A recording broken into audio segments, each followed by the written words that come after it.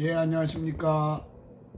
예, 오전에 002반, 004반 수업 시간에 뵙고 오후에 촬영을 시작합니다.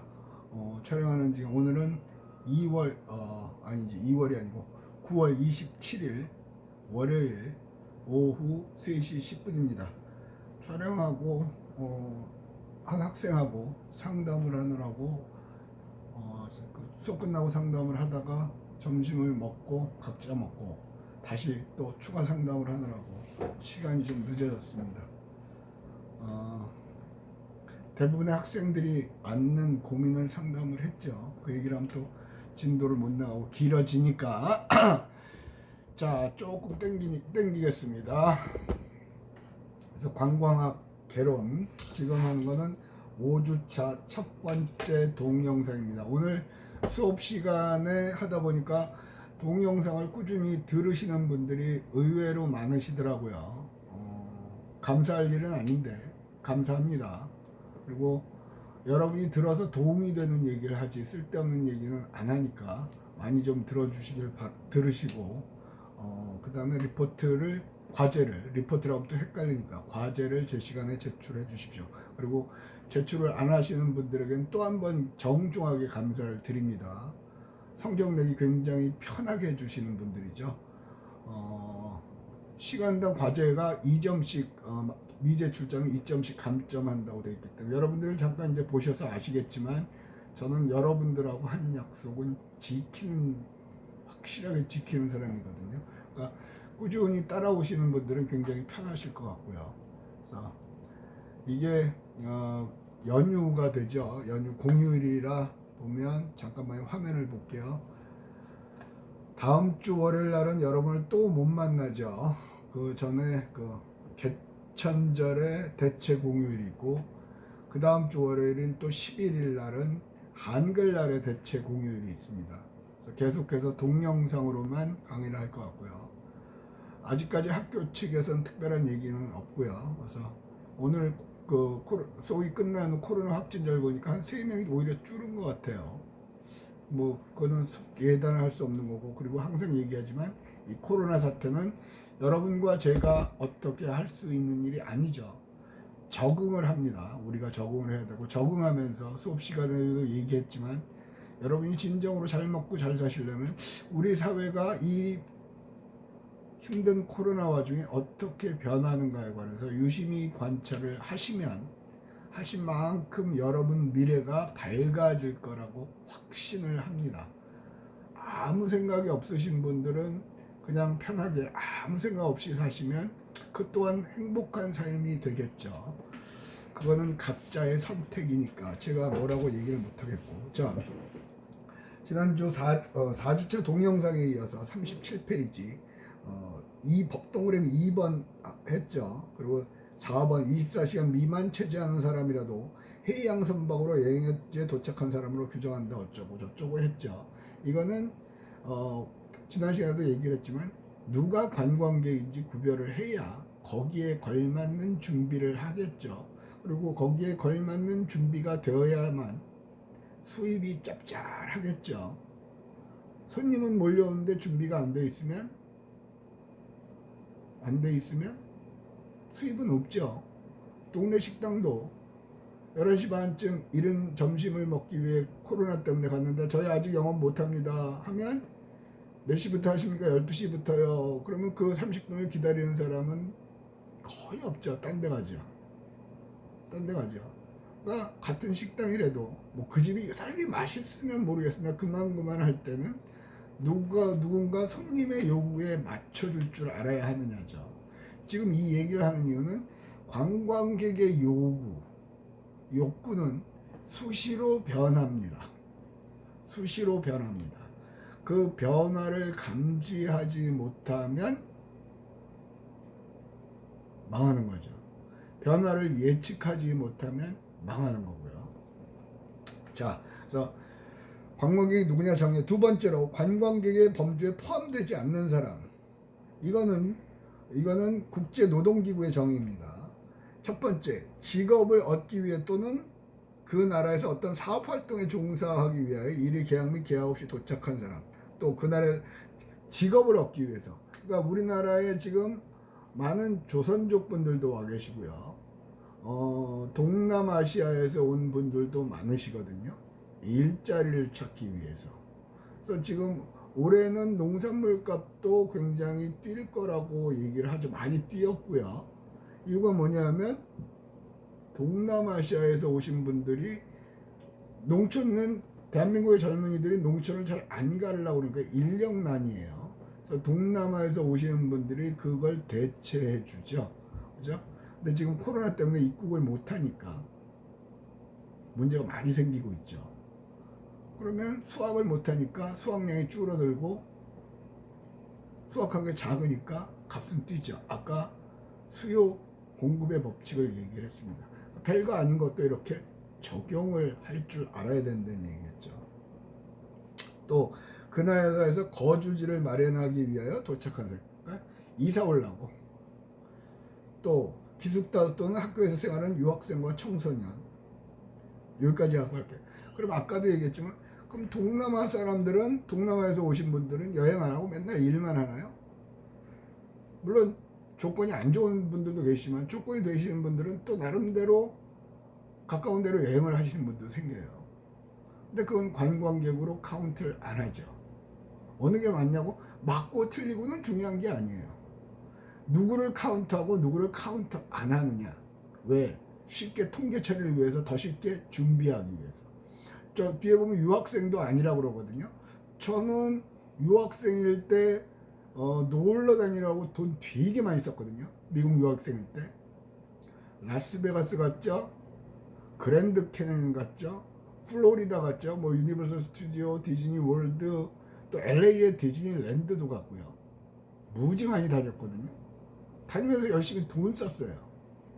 그럼에도 불구하고 ILO에서 정의하기는 관광객으로 카운트를 안 해요. 뭐 약간 모순이 있다고도 볼 수 있는데 그건 우리가 걱정할 일은 아니죠. 쟤네가 그 기준을 따르니까. 왜? 그럼 우리는 우리 기준을 따르면 되는 거 아닙니까? 그런데 그렇게 되면 상대방의 통계를, 우리의 통계를 다른 나라에서 이해하기가 어렵게 되겠죠. 뒤에 잠깐, 뒤에도 나옵니다만 이제는 지역별로 엮여 있기 때문에 가능하면 국제 룰을 따라주는 게 업계에서 생존하는 데 유리합니다. 그 정도만 얘기하고요. 그다음에 4번, 국경지역 또는 인접지역에 거주하면서 국경선을 넘어 통근하는 사람. 이거 우리는 이해가 안 가요. 국경선을 넘어서 직장에 출퇴근을 한다? 왜냐하면 우리나라는 섬이죠, 섬. 왜 섬이냐고요? 밖으로 나갈 방법이 없어요. 바다를 건너지 않으면. 북한이라는 또 장막이 있어서 위로도 못 가죠. 뺑 둘러서 동해남에서 바다 건너야만 다른 나라로 가요. 그러니까 당연히 이 출퇴근한다는 게 이해가 안 간단 말이에요. 비행기 타고 출퇴근하는 사람은 거의 없잖아요. 근데 이게 적용이 되는 건 유럽이요. 유럽은 다리 하나 건너면 다른 나라가 돼버리죠. 그죠? 프랑스, 스페인, 그죠? 다리 하나만 건너면 다른 나라가 되는 거예요. 그러면 이해가 쉽죠. 예. 사실은 지금은 유럽은 영국을 제외하고 브렉시트에서 영국은 탈퇴했고요. 유럽 연합이라는 걸로 묶여 있죠. 걔네가 묶여 있는 가장 큰 이유는 맨날 고대사부터 해서 땅 따먹기 싸움했거든요. 전쟁하고. 전쟁이 끊일 날이 없었어요. 그래서 이러면 안 되겠다. 우리 공동체를 구성해보자. 그렇게 해서 한 거예요. 그래서 서로 유럽연합에서는 비자 없이 그냥 왔다 갔다 해요. 각각의 나라는 있는데 전체적으로 하나라고 보는 또 그런 개념이 있기 때문에. 그래서 그 와중에도 넘나드는 건 관광객으로 안 쳐요. 그러면 사실은 우리가 관광객이라든가 그런 걸 계산할 때 그런 점도 고려는 해야 되나? 그렇게까지 하여튼 얘네가 이런 기준을 적용을 해서 하고 있구나, 이해를 하시면 될 것 같고요. 그 다음에 5번째, 여행이 24시간 이상을 소요하게 되더라도 체제하지 않고 통과하는 사람. 이것도 쉽게 이해는 안 가요. 제 경험을 얘기할게요. 제일 처음에 미국 유학을 가기 위해서 비행기를 타는데 일본을 경유해서 가는 비행기가 값이 싸더라고요. 이해가 안 갔어요. 처음에 저기 뭐 인천공항에서 일본 나리타 공항 거쳐서 미국으로 가요. 한 군데 더 들려서 가는데 비행기 값은 더 싸요. 이해가 안 갔거든요. 그래서 처음에 저는 야 나리타 공항에 내려서 한 5시간 정도 있더라. 그 근처 놀다가 그리고 비행기 다시 타고 가자. 그렇게 해서 갔거든요. 웬걸 나리타 공항에 내렸어요. 이제 비행기 내리래요 다. 그러면 청소하고 다시 간다고 내렸어요. 계획대로 되나 보다 했더니 공항 밖으로 나갈 수가 없어요. 통과 승객이 있는 대합실에서만 주야장창. 거기서 뭐 했는데요? 그 안에 있는 매점에서 일본 우동집에서 우동. 여러분들도 아시겠지만 공항은 모든 게 비싸죠. 더럽게 비싼 우동 한 그릇 사 먹고 4시간인가 5시간을 죽치고 있었던 기억이 나요. 그러니까 그거는 합리적으로 봤을 때 이 사람이 밖에 나가서 그렇게 돈을 안 쓰니까 관광객으로 보기가 어렵겠죠. 그래서 체지하지 않고 그냥 통과하는 사람, 그런 사람들은 관광객으로 안 치죠. 자, 여기에는 안 나와 있는데 그런 규정이 없는데 지금 아프가니스탄에서 난민들이 들어오셨죠. 우리나라를 도왔던 사람을 300명 가까이 데리고 왔잖아요. 진천에 머물고 있고요. 지금 그 사람들은 그런 관광객이냐? 아니죠. 그것도 관광객으로 안 쳐요. 그러니까 그런 것들이 있다. 교수님, 그래서 알고 싶은 게 뭔데요? 뭐 이렇게 치고 안 치고 그게 중요합니까? 이거는 외국인 관광객을 카운트할 때 어떤 기준으로 카운트하느냐? 그래서 통계를 잡기 위한 거다. 아주 쉽게 그렇게만 이해를 하시면 돼요. 됐고요. 근데 또 우리를 슬프게 하는 게 나오죠. 맨 밑에서 셋째 줄 경제협력개발기구 OECD, 이건 많이 나오죠. OECD 가입국 중에 우리나라가 복지가 제일 안 좋다는 둥, OECD 가입 중에 부채 비율이 뭐 몇 등이라는 둥, 그러면 그 OECD 원어로 보면 Organization for Economic Cooperation and Development, 경제협력기구예요. 이 코퍼레이션 협조, 개발, 디벨롭먼트 해봐. 그러니까 그런 것들에 OECD에 가입한 나라가 잘 사는 나라들이에요. 우리나라도 OECD에 가입이 돼 있고요. OECD에서는 정의가 조금 또 달라요. 걔는 방문객을 관광객과 당일 여행자로 나눠요. 크게 관광객, 또 하나는 당일 여행자, 크게 두 범주로 나눠요. 이건 우리나라에서도 많이 쓰거든요. 관광객은 방문국에서 적어도 24시간을 체제하는 일시 방문객, 적어도 하루 이상 체제하는 사람을 관광객이라고, 당일 여행자는 24시간 미만 동안 체제하는 일시적인 방문객. 잠깐, 그러니까 우리 당일치기로 갔다 오냐 1박 2일을 하냐 그렇죠. 근데 이게 이제 한국관광공사의 정의도 이렇게 쓰거든요. 근데 보세요. 여기에 의하면 24시간 체제하는 일시적인 방문객은 당일 여행자라고요. 24시간 이상 체제하는 거는요, 일시 방문객. 24시간 체제하는 것 또한 체제하는 일시적인 방문, 뭐 그렇게 얘기하는데, 그러니까 당일 관광객, 숙박 관광객 그렇죠. 보세요. 수도권에서 부산으로 첫 번째 KTX 타고 왔다가 마지막 KTX 타고 가면 그 사람들이 아무리 많아도 숙박 시설을 그 사람들을 위해서 추가할 필요는 없겠죠. 그죠? 또 조금 더 그 통계치적, 해수욕장에 가면 가장 큰 문제가 화장실이죠. 고속도로를 가다 보면 휴게실의 가장 큰 문제가 화장실이고요. 또 요즘 화장실은 다릅니다만 최근에 지어진 화장실은 좀 그런 경향이 드는데, 몇 년 전까지만 해도 남자 화장실에는 줄이 별로 없어요. 근데 여자 화장실은 화장실 밖으로도 줄을 쓰는 경우가 많죠. 그죠? 뭐냐면 평등하게 똑같은 숫자의 변기를 갖다 놨다고 그래도 그건 멍청한 거였죠. 왜? 남자하고 소변만 본다고 칩시다. 남자하고 여자하고 소변 보는 프로세스가 다르죠. 그러니까 남자는 상대적으로 바지 자꾸만 내니까 빨리 나올 수 있잖아요. 그런 것까지 감안을 해야 돼요. 됐죠? 이해되시죠? 그러니까 그게 뭐 중요합니까? 화장실에서 오래 서 있는 걸 좋아하는 관광객은 없겠죠. 자, 그런데 그러면 여름철에 해수욕장에 가면 그 역시 화장실 앞에 줄이 참 많아요. 그러면 화장실에 오래 서 있는 관광객은 없다. 그런 거 좋아하는 관광객은 없다. 그럼 화장실을 쫙 바닷가에 그냥 수천 개를 쫙 지어 놓으면 되겠네. 그것도 경관의 문제가 있죠. 그죠? 보기 안 좋잖아요. 교수님, 그거 어쩌라고요? 화장실 오래 기다리는 건 사람들이 안 좋아한다며요. 또 많이 화장실 만들면 안 된다며요. 그래서 법으로 정해져 있습니다. 피크 타임, 뒤에서 나오겠지만, 사람들이 가장 많이 이용하는 그 시간에 이용객의 70% 정도만 수용할 수 있게끔 하면 적법한 숫자라고 인정합니다. 왜 그러냐면, 화장실은요, 사람들이 없을 때는 많이 안 쓰잖아요. 꼭 성수기에만 많이 쓰잖아요. 그걸 위해서 만들어 놓을 필요 없죠. 그래서 피크 타임에는 임시 간이 화장실도 많죠. 여름철도 여름철 말고 명절 때는 고속도로 휴게소에서도 중간중간에 간이 화장실을 만들어 놓은 휴게소를 많이 봅니다. 주로 여자 화장실이 많죠. 그럼 휴게소 이용자들의 만족도를 조사해 보면 굉장히 만족도 높아요. 그러니까 우리가 할 일은 관광을 맞이하는 제공자가 할 일은 가능하면 이용객들이 편하게 다닐 수 있게끔 만들어줘야 되는 거예요. 화장실에서 줄 오래 서 있어봐야 돈을 안 쓰죠. 그죠? 관광지를 자꾸 다녀야죠. 그래야만 지갑을 열고 음식을 사 먹고 기념품을 사잖아요. 그래서 돈을 도입하라고 그랬습니다. 지난주에도 했던 거죠.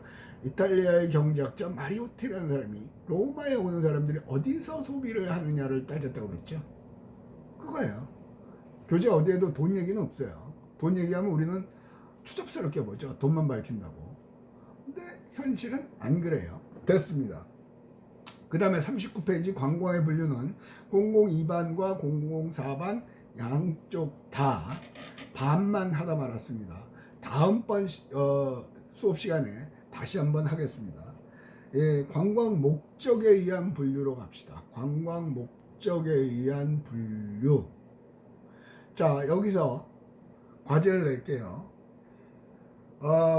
OECD가 방문국에서 얼마 이상 체제하는 사람은 일시 방문객, 또 당일 영장에는 방문국에서 얼마 시간 미만 동안 체제하는 방문객을 일시적인 방문객이라고 그런다. 그런 얘기를 했잖아요. 자, 당일 관광객, 숙박 관광객을 나누는 기준 몇 시간? 두 글자죠. 그렇죠. 정답은 하루는 몇 시간이에요? 24시간. 그러니까 답은 24만 쓰시면 됩니다. 잠깐만요. 이거 메모해 놓고요. 24시간. 예. 이 과제는 중간에도 나올 수 있고 뒤에도 나올 수 있고 처음에도 나올 수 있습니다. 참 이렇게까지 해야 되는 내가 슬프긴 한데 어쩌겠어요. 그리고 또 열심히 들으시는 분들은 아주 수월합니다. 편하게 점수를 지킬 수 있는 거고, 안 들으시는 분들은 편하게 행복하게 점수를 잃으시는 거고요. 자, 관광 목적에 의한 분류. 목적, 그죠? 목적이라는 건 뭐죠? 이유. 그렇게 생각합니다. 자, 교재 넘어갑시다. 순목적 관광과 첫째 줄에 순목적 관광, 그 다음 두 번째 줄 중간쯤에 겸목적 관광. 순목적은 순수한 목적, 겸목적은 겸사겸사 두 개 이상의 목적. 그렇게 생각을 하면 됩니다. 여기 보면 순목적 관광은 자유로운 관광객으로, 그러니까 관광 행위가 목적인 거예요. 아무것도 안 하고 관광하기 위해서 여행을 온 거죠. 그러면 이 사람은 순목적 관광객. 그죠? 그러면 겸목적 관광보다 순목적 관광객이 돈이 더 되는 거 아닙니까? 딱히 그렇지는 않아요. 자, 겸목적 관광은 일하러 간 김에 잠시 쉬는 시간에 놀러 다닌다는 거죠. 제가 이 시간에 얘기하는지 모르겠는데 남태평양에 피지라는 나라 갔을 때 3박 4일인가 4박 5일인가 그랬는데 제가 학교에 참석한 건 딱 하루, 그것도 반나절 둘째 날일 거예요. 둘째 날 오전에 내 세션 가서 발표하고 질문 받고 그것만 하고 그 다음부터는 매일 놀았죠. 그죠? 그러니까 4박 5일 학회한 동안 한가 3일째인가 또 한번 제가 재미있는 세션, 내가 관심 있는 세션 들어가서 또 그 연설을 들었죠. 다른 나라 학자들이 발표하는 걸 듣긴 했거든요. 그런 식으로 하는 거예요. 그래서 여기서는 견목적 관광은 두 가지 이상의 목적 가지고 하는 건데, 예를 들어 사업 플러스 관광. 서울에 있는 사람이 부산의 명물인 고등어가 부산의 시어입니다. 우리나라의 국화는 무궁화죠. 우리나라 꽃. 그렇죠. 국어는 못 들어봤어요. 그런데 그런 식으로 부산의 시화는 뭐야? 시화. 부산의 꽃, 부산을 대표하는 상징적인 꽃. 제가 알기로 동백섬 있죠. 근데 동백섬은요, 여수가도 있어요. 똑같은 이름이에요. 동백섬. 어쨌든 동백. 지방으로 갈수록 그런 것들이 많아요. 부산의 시조, 시를 대표하는 새 뭔데요? 갈매기. 그래서 광안대교나 그런 데 가보면 가로등 있죠. 가로등에 보통 갈매기 만들어놨어요. 그거 진짜 갈매기 아니거든요. 부산은 또 시어도 있어요. 시어. 아까도 했죠. 부산을 대표하는 어류, 고등어. 그 정도는 알아놓으면 좋아요. 됐죠? 그래서 부산 시어가 고등어라니까 서울에서 상인이, 물론 여기서 나갑니다만, 고등어를 이렇게 직접 간보기 위해서, 맛보기 위해서 왔어요. 그러고서 요거 3,000마리, 요거 2,000마리 뭐 이렇게 보내주시오 하고 갔다고 칩시다. 그거 보고 하는 거 얼마 안 걸리죠. 남는 시간은요. 놀러 다니는 거예요.